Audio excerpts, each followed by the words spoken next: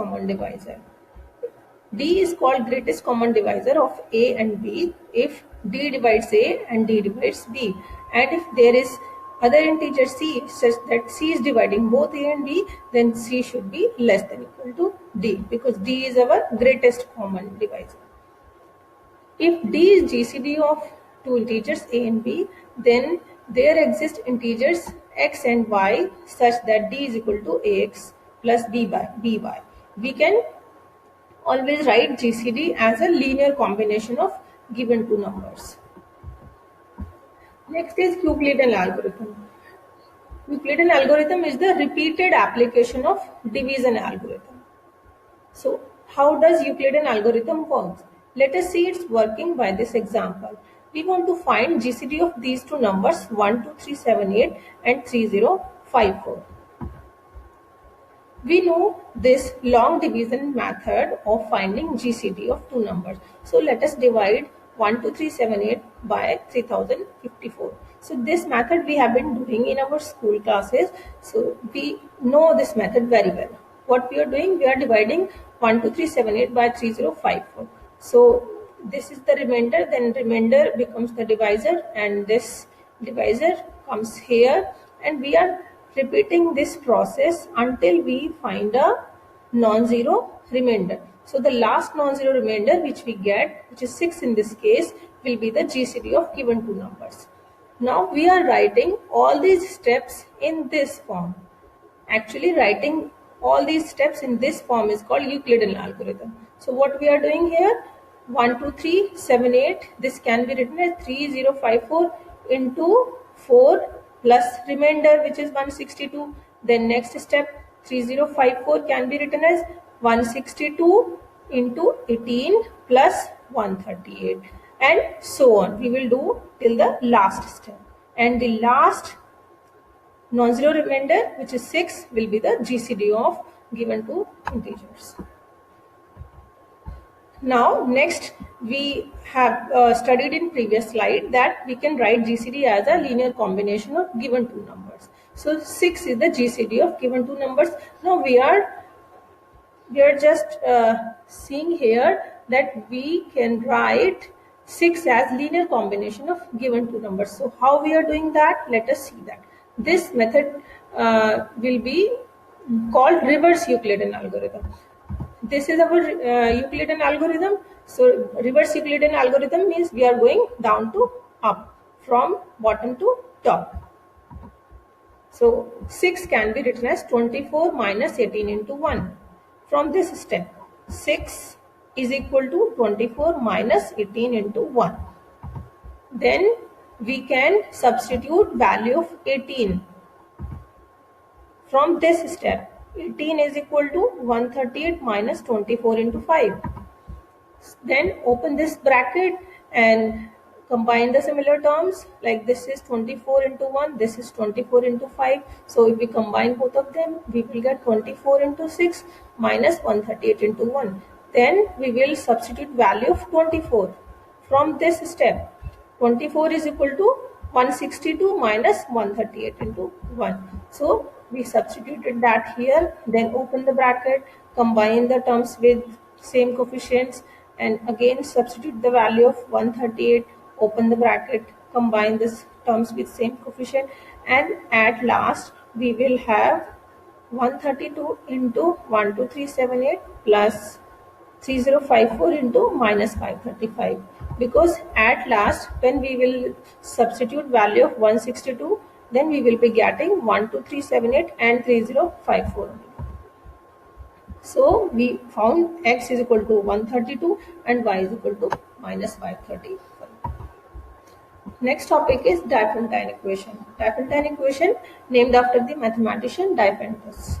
So what is a Diophantine equation? An equation in one or more unknowns that is to be solved in the integers is called Diophantine equation. We are talking about integer solutions only. Simplest type of Diophantine equation is linear Diophantine equation in two unknowns, like ax plus by is equal to c. This is called a linear Diophantine equation. So a linear Diophantine equation can have a number of solutions. For example, let us consider this equation 3x plus 6y equals to 18. So its solution means the value of x and y, integer value of x and y, which satisfy this equation. So 3 into 4 plus 6 into 1 gives you 18. 3 into minus 6 plus 6 into 6 also gives you 18. 3 into 10 plus 6 into minus 2 also gives you 18. So this particular linear Diophantine equation has three solutions. But if we consider another equation, which is 2x plus 10y is equal to 17, then it has no solution. Why it doesn't have any solution? Because if we see the left hand side of this equation, this is 2x plus 10y. We substitute any integer value of x and y, we will get even integer in the left hand side. But on the right hand side, we have a odd integer 17. So this equation has no solution. So we get to know from this discussion that we must know the conditions under which a Diophantine equation is solvable. So we should find all those conditions. So the result which will give you all the conditions related to that is this. The linear Diophantine equation ax plus by is equal to c has a solution if and only if d divides c. What is d? D is GCD of a and b. If we have this equation, then first we will find the GCD of a and b and check if it is dividing right hand side or not. If it is dividing right hand side, then solution exists. If it is not dividing right hand side, then solution does not exist. It is the if and only if condition. And further, if x naught and y naught is any particular solution of this equation, then all the other solutions are given by x is equal to x naught plus b by d into t, y is equal to y naught minus a by d into t, where t is an arbitrary integer. Let us see a few Diophantine equations where we need to tell whether they are solvable or not. So first is 6x plus 5y is equal to 22. So according to this result, we have to find GCD of a and b, d, and it should divide right hand side. So what is the GCD of 6 and 5? GCD of 6 and 5 is 1, and 1 divides right hand side, so the solution exists. In second equation, GCD of 33 and 14 is also 1, so it can be solved. In third, 14x plus 35y is equal to 93. GCD of 14 and 35 is 7, but 7 doesn't divide right hand side, so it cannot be solved. Now, how to determine all solution in the integers of a Diophantine equation? Suppose you have this equation 24x plus 138y is equal to 18. So first of all, we find GCD of 24 and 138. By Euclidean algorithm, it comes out to be 6. Then by reverse Euclidean algorithm, we write GCD as a linear combination of given two integers. So GCD, which is 6, it is equal to 18 into 24 plus 138 into minus 3. So the coefficient of 24, which is x, this will give you x naught. This 18 is your x naught, and the coefficient of 138, which is minus 3 here, this is y naught. So 18 and minus 3, this is the particular solution which we were talking in this theorem, that if x naught and y naught is any particular solution, then all the solutions are given by this. So we found x naught and y naught by this reverse Euclidean algorithm. So then we substitute value of x naught and y naught in this result. X is equal to 18 plus 138 by 6 into t. What is our x? X is our x naught plus b by d into t. So x naught plus b, d is 138 upon d, d is 6 GCD into t. So 18 plus 23 t. Similarly, y is equal to minus 3 minus 4t. So t is arbitrary integer. We substitute any integer value of t, we will get a solution to this equation. Next, how to determine all solutions of a Diophantine equation in positive integers.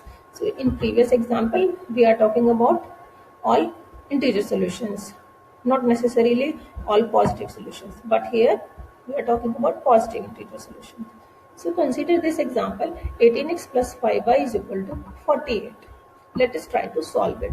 So first step is to find the GCD of 18 and 5 by Euclidean algorithm. It is 1. Then write 1 as linear combination of given two integers 18 and 5. So from there we get x naught and y naught particular solution. In this case x naught is 96 and y naught is 48 into 7, which is minus 336. So this is particular solution. Then by that result we get value of x and y in terms of t. Now because we want positive solution, so x greater than 0, y greater than 0. So both of these terms should be greater than 0 simultaneously. That means 96 plus 5t is greater than 0, and this implies t is greater than minus 19.2, and from this minus 336 minus 18t is greater than 0, which implies t less than minus 18.7.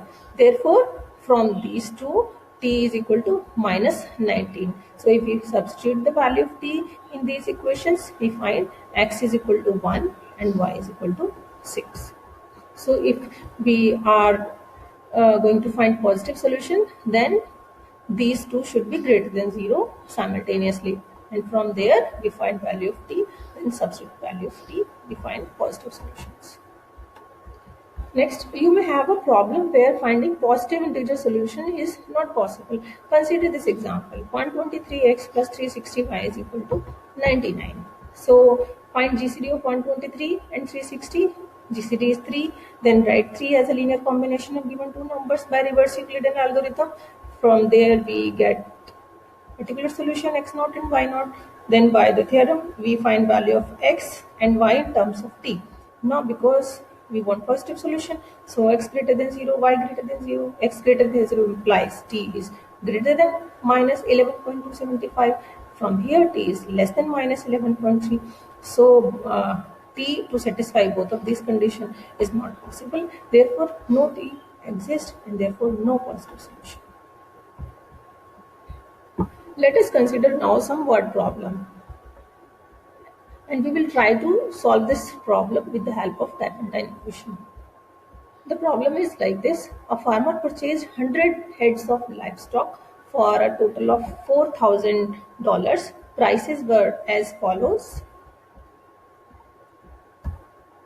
Calves $120 each, lambs $50 each, piglets $25 each. So if the farmer obtained at least one animal of each type, then how many of each did he buy? Let us try to solve this equation. So we are given that the farmer purchased total 100 head of livestock, calves, lambs and piglets. So let us denote calves by C, lambs by L and piglets by P. So we have C plus L plus P is equal to 100, and all these C, L, P are greater than equal to 1, because at least one he has to buy. So next cost is also given. Calves $120 each. So if total C number of calves he bought, then what is the total cost? C into 180.